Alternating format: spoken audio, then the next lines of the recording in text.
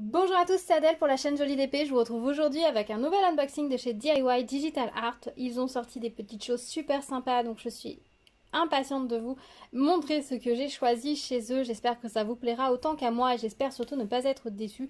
Mais je ne pense pas parce que je ne me rappelle pas avoir été déçue une seule fois des choses que j'ai commandées chez eux. Je trouve qu'au niveau des photos et des descriptions, ils sont très clairs. Donc c'est vraiment plutôt cool. Et puis au niveau des tarifs, je les trouve vraiment très corrects.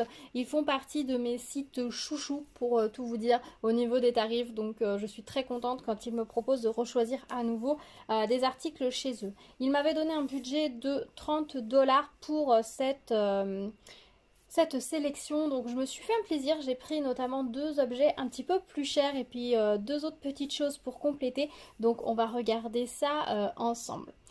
Alors dans cet unboxing nous aurons une petite broderie. Je suis désolée pour ceux qui s'attirent des broderies, mais en ce moment je vous avoue que c'est une activité que j'apprécie énormément faire le soir, loin de mon ordinateur. Donc j'avoue que je choisis des petits modèles qui me plaisent par-ci par-là. Je picore, dirons-nous. Et puis nous avons des objets un petit peu plus volumineux. Alors on va commencer par celui-ci puisqu'il n'est pas emballé de façon opaque. Ça c'est le petit truc qui devait servir à fermer le sac à la base, qui est venu se coller à l'intérieur. J'ai repris une petite boîte à bijoux. Vous saviez que je vous ai montré la petite boîte avec un cœur, et donc là j'ai pris la petite boîte avec le chat licorne. Donc ce sera pour ranger les bijoux de ma fille. Elle a quelques paires notamment de boucles d'oreilles en argent qu'elle ne peut pas porter, tout simplement parce que depuis qu'elle est toute petite, je lui ai fait percer les oreilles quand elle avait 3 ans. J'ai été chez un perceur et je lui ai fait mettre les petits anneaux qu'ils mettent et qui se referment et qu'on ne peut pas enlever. Vous savez, des anneaux en acier chirurgicaux qui se referment avec une pince, ils restent bout à bout. Et puis ça permet de tourner 100% dans l'oreille et ça ne s'accroche pas. Donc quand elle était petite, elle avait les tout petits. Et puis ensuite, maintenant, elle en a des un petit peu plus grands. Et comme elle a horreur qu'on touche à ses oreilles pour le moment, du coup on ne les a jamais changés. Enfin, si, on est passé des petits aux plus grands quand elle a grandi. Mais du coup, elle ne met pas les jolies boucles d'oreilles qu'on lui a offertes. Donc je voulais qu'elle ait une petite boîte pour pouvoir les ranger en attendant. Elle en a parlé dernièrement de pouvoir les mettre, ces jolies petites boucles d'oreilles, mais quand je lui ai dit oui, mais il faut qu'on puisse toucher tes oreilles pour les mettre et les enlever, elle dit ah non, finalement je garde mes anneaux.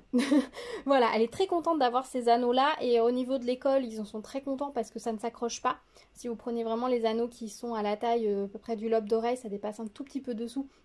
Donc l'enfant ne peut pas s'accrocher et du coup ils ne peuvent pas les perdre non plus, donc ce n'est pas dangereux.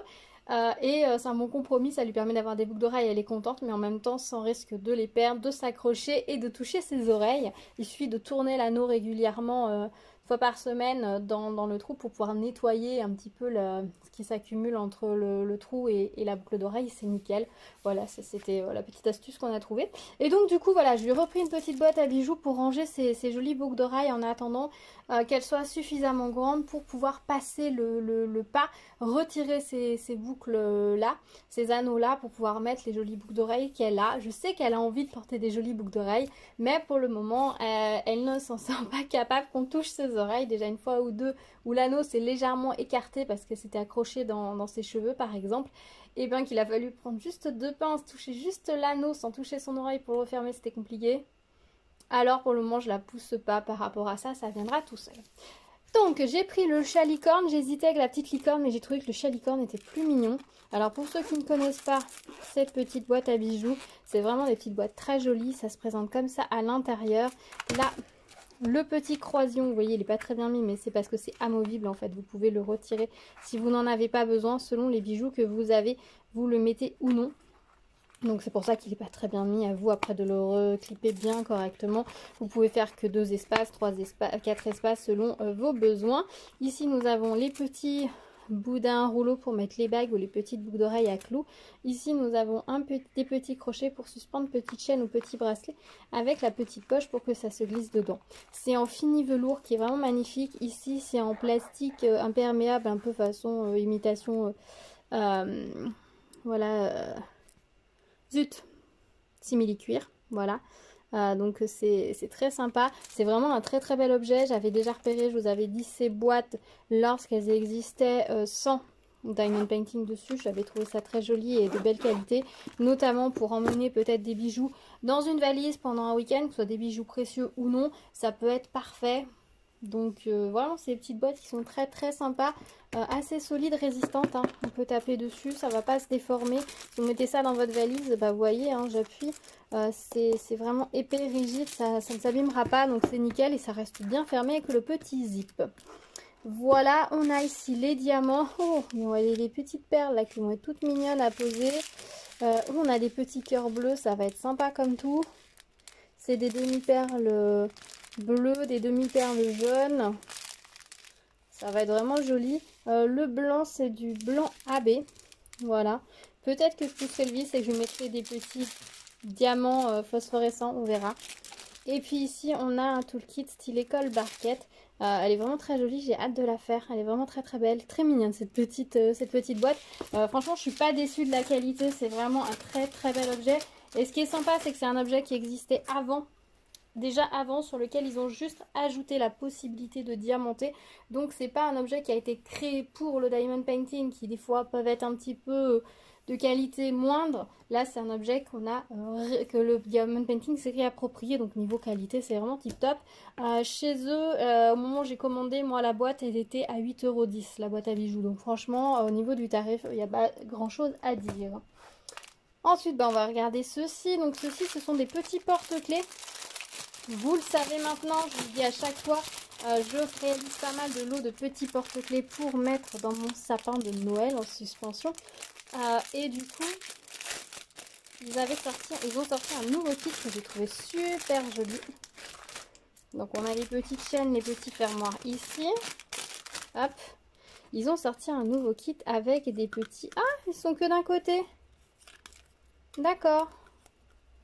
Ok, bon, ça essaie d'être la série qu'ils ont sorti un peu plus pour Noël et du coup elle est à diamanter que d'un côté. Alors du coup nous avons celui-ci, celui-ci, celui-ci, celui-ci et celui-ci. On est entre la boule de Noël et le mandala et le flocon de neige, donc je trouve ça vraiment très sympa. Ils sont assez grands hein, comme vous pouvez le constater, ça va être assez agréable à faire je pense. Nous avons un toolkit style école barquette et petit sachet zip. Je suis un peu déçue du fait qu'ils sont à diamanter que d'un côté. Parce que vu que ce sont ils sont en plexi, hein, plexi épais comme tous les porte-clés, ça ne leur aurait pas coûté grand chose en fait, de ne pas imprimer la couche blanche derrière et qu'on voit le motif à travers. Ça aurait été juste une couche de colle en plus. Certes, plus de diamants, mais ça aurait été vraiment chouette. Alors au niveau des diamants, qu'est-ce qu'ils nous proposent? On a des demi-perles. Si on met la netteté, c'est mieux. Je passe vite hein, au niveau des couleurs. Il y a beaucoup de couleurs, donc beaucoup de sachets de diamants. Des petites demi-perles comme ceci. Et au niveau des strass spéciaux, voilà ce que nous avons. Voilà, alors je les range bien parce que je me suis fait avoir la dernière fois. Je me suis rendu compte, ah, le sachet de jaune n'est pas fermé.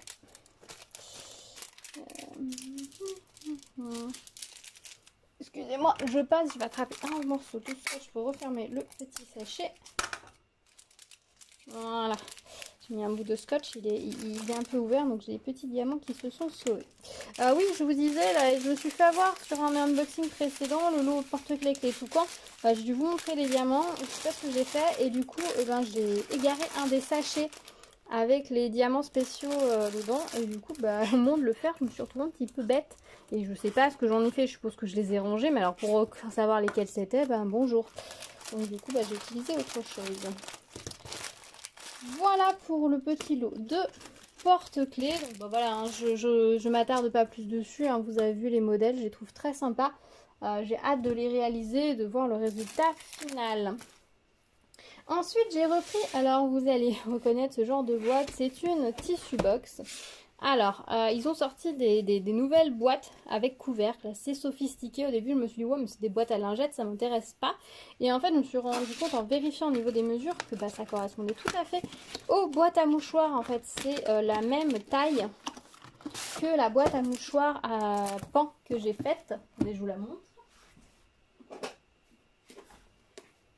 Et cette boîte-là, ouais, alors c'est censé être les mêmes dimensions.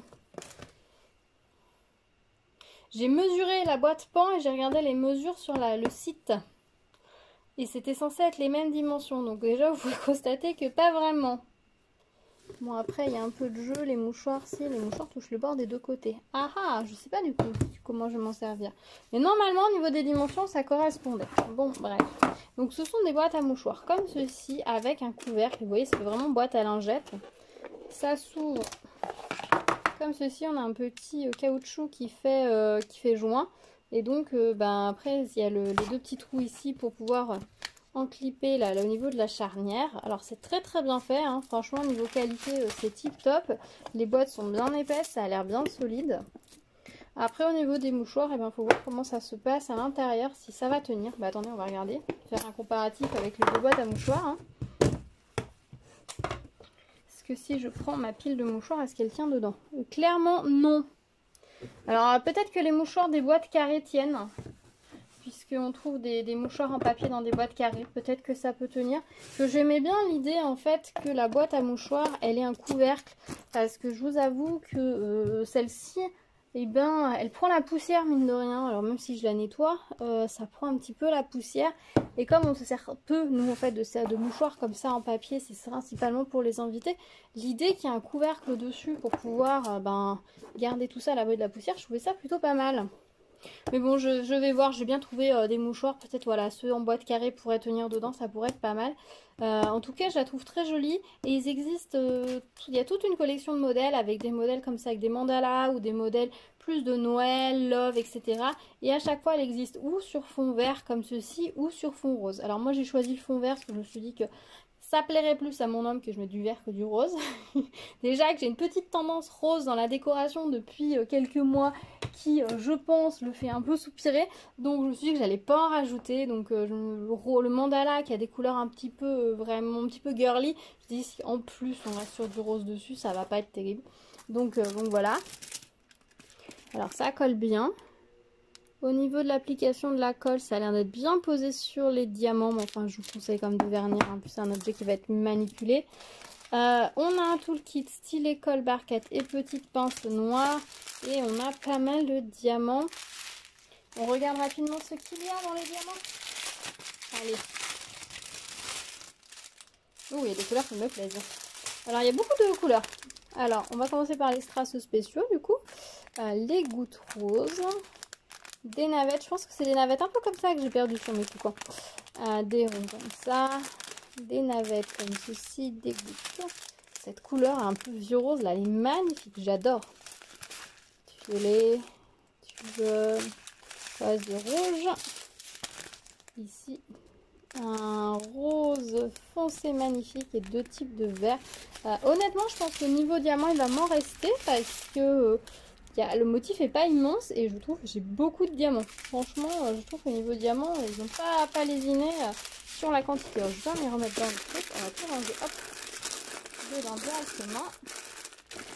Hop, ça c'est l'avantage des boîtes, c'est que vous rangez tout le matériel à l'intérieur, c'est nickel.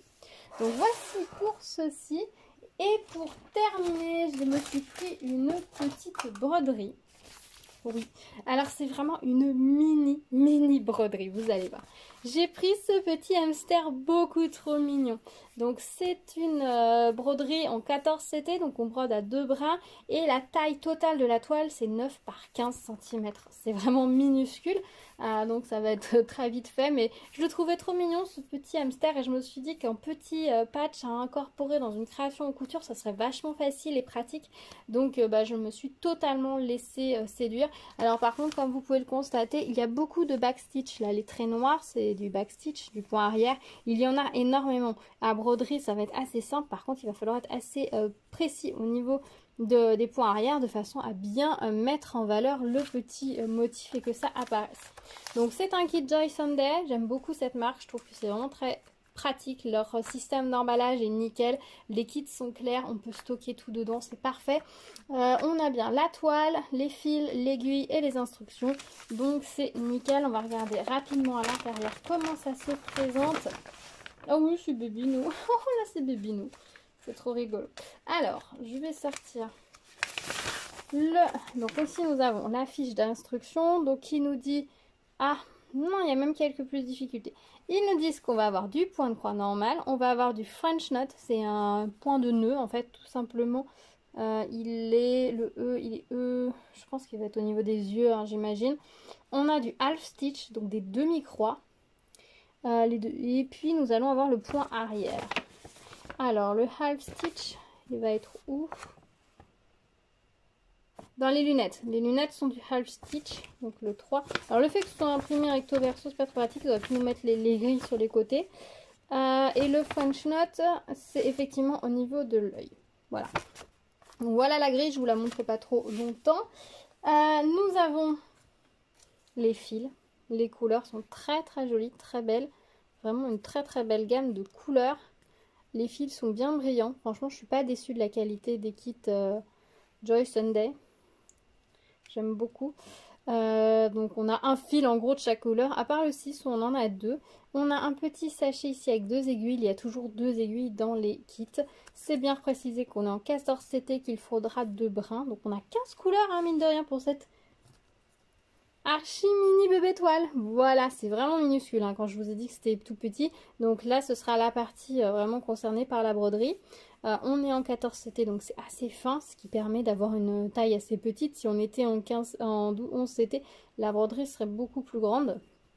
Mais en 14 CT, c'est parfait. Quand je vous dis un petit patch à incorporer sur quelque chose, une pochette de liseuse, une petite trousse, une pochette, une couverture, un coussin. Enfin, vous pouvez vraiment l'intégrer partout, ce petit patch. Alors bien sûr, comme ça, vous avez l'impression qu'il n'y a pas de place pour pouvoir l'intégrer. N'oubliez pas que ce sont des broderies dont l'impression est soluble à l'eau. Donc une fois qu'on a fini de broder, on va pouvoir le tremper dans de l'eau tiède pendant quelques minutes. Alors, quelle minute, heure, selon les motifs, ça part plus ou moins vite. Vous allez les laisser tremper, toute la couleur va disparaître. Donc ensuite, après, il suffira de repasser ou de bien faire sécher à plat. Et en fait, vous allez récupérer la totalité du carré. C'est-à-dire que vous n'aurez plus, toutes les légendes autour vont disparaître et vous allez avoir du coup un hamster au milieu de tout cet espace blanc qui va pouvoir être intégré où vous voulez. Donc ça, c'est plutôt cool, un petit cadre, enfin voilà, ce que vous voulez, et c'est plutôt chouette. Alors évidemment, un tout petit modèle comme ça, vous n'allez pas pouvoir travailler qu'un cerceau. Vous allez travailler en fait à la main, ce qu'on appelle à la main, c'est-à-dire que vous allez tenir votre toile à la main, que vous allez travailler directement dessus. Moi personnellement, de toute façon, je ne travaille que à la main sur toutes mes toiles imprimées, et même quand je faisais du point de croix compté, j'ai toujours travaillé à la main, j'ai jamais utilisé un cerceau. Les cerceaux, je m'en suis servi uniquement pour faire des broderies en point arrière ou en points particuliers, mais jamais au point de croix. Et ça va très très bien la méthode à la main, et pour ceux qui commencent et qui n'ont pas de matériel, c'est même parfois plus facile, parce que ça vous permet, en fait, quand vous piquez, vous allez ressortir en même temps, vous n'êtes pas obligé de passer dessus dessous, vous pouvez travailler comme pour le canevas en touk touk touk. Voilà, donc voilà pour cette mini broderie. J'ai hâte de la faire. Alors ça, c'est un petit projet, ça va pas prendre longtemps. Il y a même limite plus de volume de fil que de broderie. Alors clairement, autant le backstitch je le ferai tranquillement à mon bureau, autant ça c'est clairement un petit projet que je pourrais plier, mettre dans une mini pochette pour garder tout le temps dans mon sac à main.